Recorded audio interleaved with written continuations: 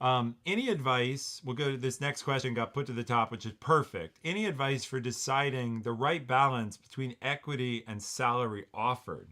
Have you taken equity in a startup in exchange for receiving a smaller salary? I'll let you take this first, but I have experience on this for sure. Yes.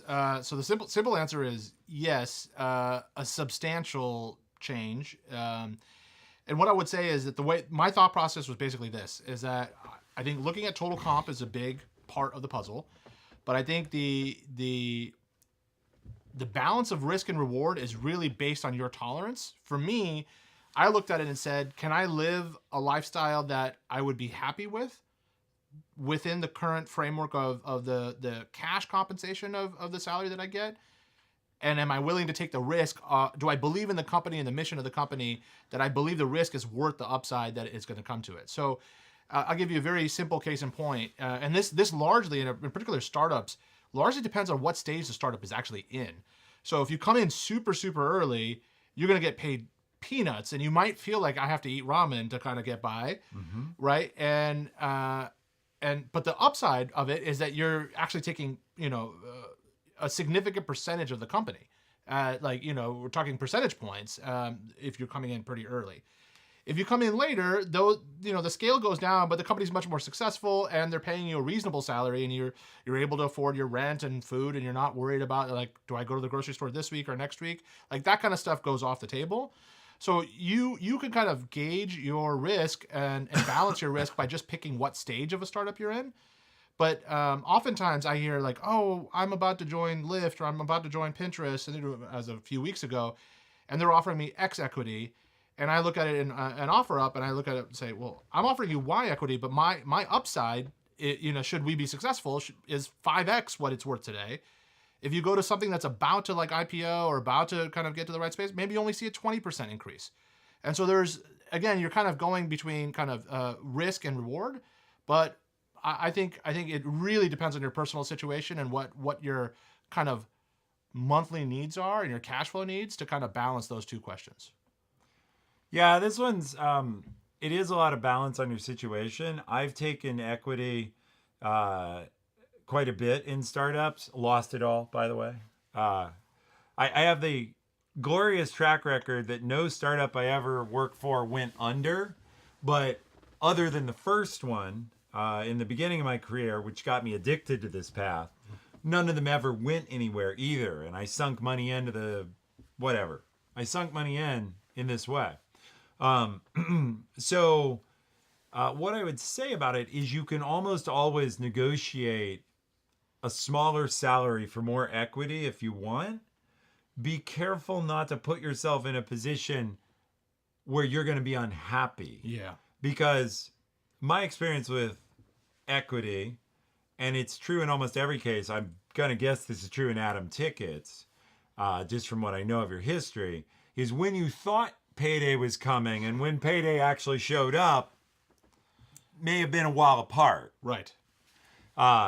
They are a lottery ticket, and some, there are the Googles and the Facebooks where people make, crazy go endow a university wealth, and obviously early Amazon as well. But generally, like if someone's telling you, oh, hey, we're going to be flipped in 2 years, and this is all going to be liquid, no. A startup cycle's 5 to 7 or 8 from founding is pretty typical for an exit. Right. And I think whatever you hope it is, just tack on another year or two because it's just you never know what's going to come up. And I think the other big trend that's actually happening right now in the industry is that companies are staying private longer. They're not going public when 10 years ago they would have been like a slam dunk IPO. Look at something like Uber. They've stayed private a significant amount. They're making multiple billions of dollars in revenue, where the normal kind of wisdom of the crowds is if a company's making $100 million in net revenue, they're listable. They can go out. Yeah. Yeah. And so many companies are deciding not to do that, and they just keep staying private longer and longer. And now you hear about these guys who, I invested $100,000 in Uber when it first started, and now it's worth $300 million. And you're like, oh, like that. That's why that's happening. So you should, any startup that you join now, you should just have it in the back of your head that you know, if the company's good and the financials are good, you should expect that it's going to stay private longer than you think. Yeah. Completely agree with that. Just plan to be patient, and so don't trade yourself into a hole. For example, consider setting a limit on that. Like, I will trade 2 years of salary for this, not, but then my salary returns to this number or something else, because who knows? I have no idea, of course, of the asker's situation. But let's say, you know, young single person joins a startup. 3 years later, they've traded in salary, but now they want a house and they want to start a family. They're in a hurt locker. And the other thing, I remember being in a startup and I had done this, and it was time for them to bump my salary back. Yeah. And even though it was in writing, they're like, the CFO came to me, and Dave will know this CFO. The CFO said, well, see, we're on a voyage across a desert on a camel. I'm like, okay. And we only have so much water. And you're asking for more water. And I'm like, I'm asking for you to do what the letter says, you know. Right. So future promises of we'll adjust your salary, those are only as true in a startup as the money allows. That's right. No one intends to, well, hopefully no one intends to lie to you. But when there's no money, there's no money, which is why I was getting the camel lecture.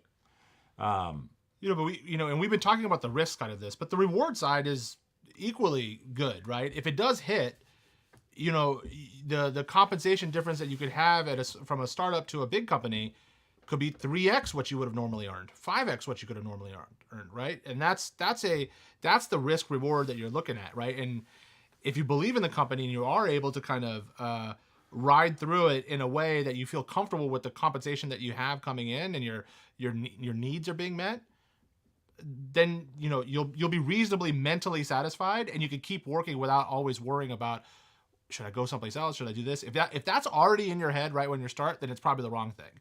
But if you're feeling like, no, this thing is going to be a triple if not a home run, then you're thinking about it in the way that the startup founders would want you to think about it. Yeah, this is a great point. We'll move on in a second, but I can share my first startup. My college roommate joined earlier than I did. He went in at about person 45, which is not tiny, but substantial.